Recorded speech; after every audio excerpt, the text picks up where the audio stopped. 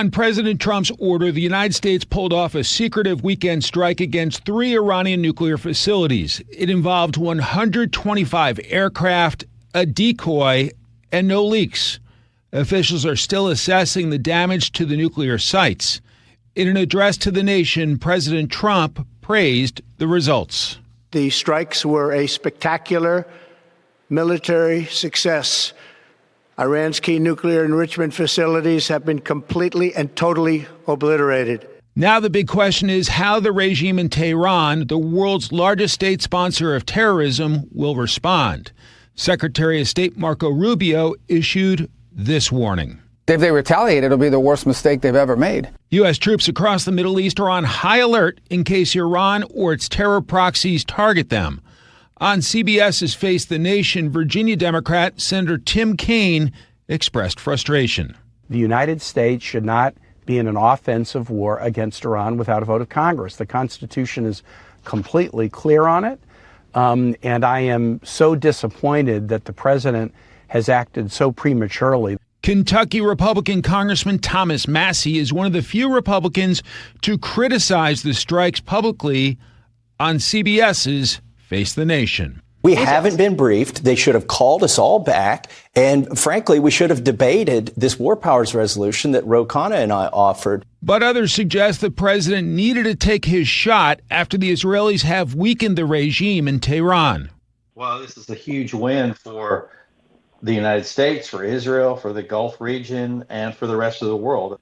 Congressman Rick Crawford is chairman of the House Permanent Select Committee on Intelligence. We spoke with him on Sunday morning. Iran has been a problem since 1979. They have targeted Americans, among others. A long history of action against the United States, going back to 1979, where they took hostages in Tehran.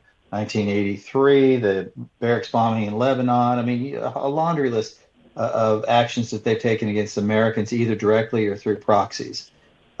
They have been, I think, daring the United States and Israel for the better part of half a century. And we finally got a president that was willing to say, this is a red line, and it is an immovable red line, and we're not going to allow this to happen. And so they brought this on themselves. I really commend the president and his team and the United States military, the strategic excellence, the tactical precision, everything about it. It was absolutely textbook. What do you think convinced President Trump that this had to be done and done now? You know, he gave him 60 days. I think he had insights, over 60 days ago that were compelling. And, he is a guy who likes to make deals and likes to give people options and opportunities for resolution. They didn't take him up on that. Mm-hmm. That's on them. When do you think we'll have good information about how effective these strikes were in terms of whether Iran's nuclear program is completely destroyed? Well, I think the Israelis have really good capabilities in Iran, their ability to collect information that we're probably not able to collect from overhead. So, in the aftermath, if you look at there's some images circulating around that show before and after. Really hard to determine the extent of the damage. Obviously, you can see that there's damage, and I would assume fairly considerable damage when you think about the extent of this attack, the use of 14 GBU-57s. The damage is going to be extensive, but because it's all underground, it's really hard to assess at this point. But I suspect within the coming days, we'll have a greater insight from folks actually on the ground. For those who are nervous about the attack, wondering why now, do you have a sense of how close Iran was to getting a nuclear bomb? It's not necessarily about their ability to deliver an ICBM.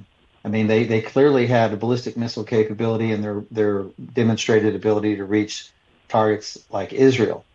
But it goes beyond that. I mean, it's could they take that technology and deliver a nuclear payload in some other way?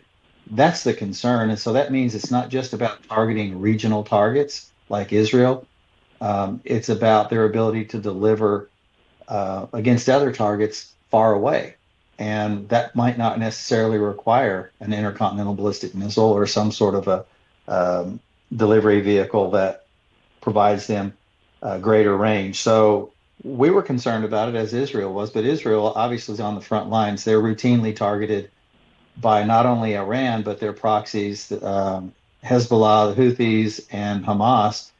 And they're in a constant state of preparedness and a defensive posture as a result of it. So, you can speculate all you want, but the reality is that they had stated goal of becoming a nuclear power, and that's just not something that President Trump was willing to live with.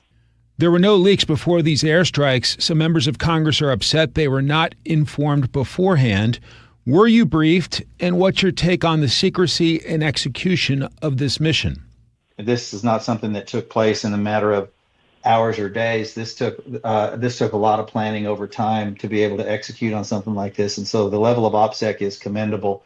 As far as congressional notification, the president is within his rights to take unilateral military action when he sees a threat, and this certainly rises to that level. And if you look at historic context, I don't remember any of these people complaining about when President Obama struck Libya, and you saw what happened as a result of that. President Clinton routinely lobbed cruise missiles and various targets in the Middle East and the Balkans. Never congressional notification there. Article 2 is very clear. The War Powers Act of 1973 is very clear. Yes, there's a congressional role to play in the declaration of war or issuing an authorization for the use of military force. However, the president does have executive authority to exercise a military strike and then come to Congress and notify if he is going to sustain operations in a given theater, on a given target, or whatever. There's 48 hours to notify and 60 days to either cease operations or request authorization of use of military force or declaration of war, as the case may dictate. As you know, during the Biden years, we were watching people come across our borders pretty freely, big numbers coming across our borders. Are you worried about the possibility of Iranian supercells, secret cells here in the U.S.? Of course.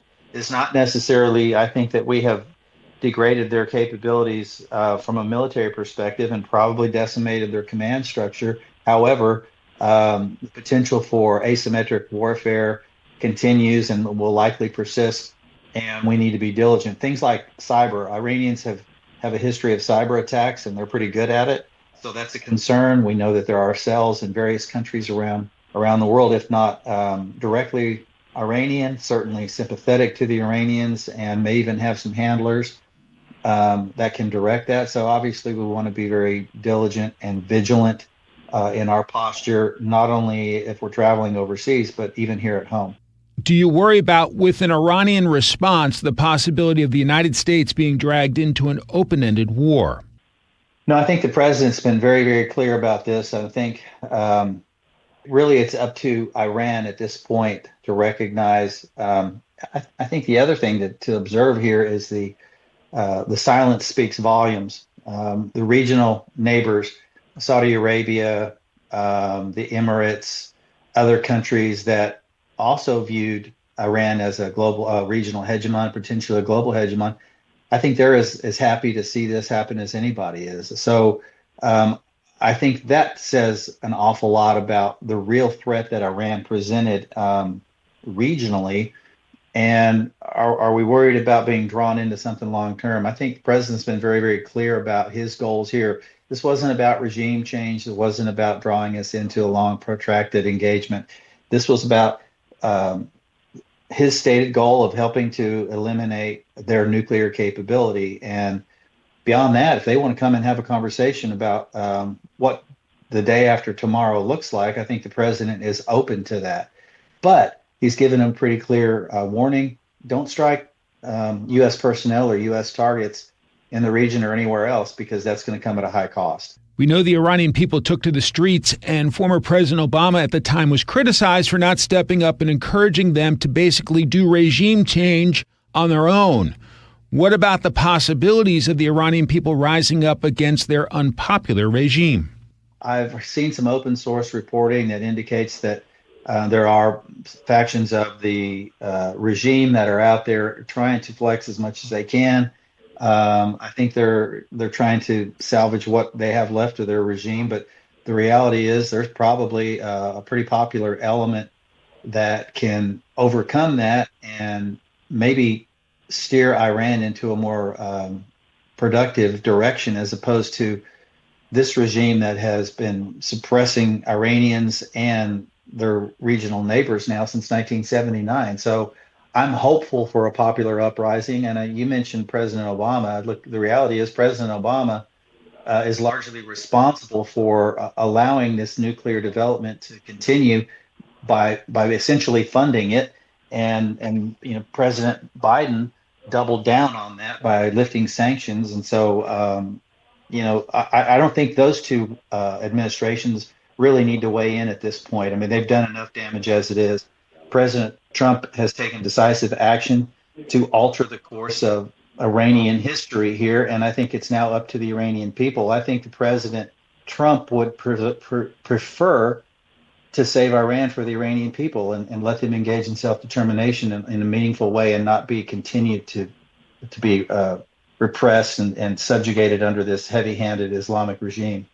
Does the focus right now on the Middle East put us at risk of taking our eye off the ball in the Pacific, where China remains a looming threat? No, I don't. I think American people need to recognize that, and this strike is demonstrative of our capability, but it also points to the fact that we can multitask, we can address multiple threats at the same time, and understand that in many cases this may play a role as a deterrent.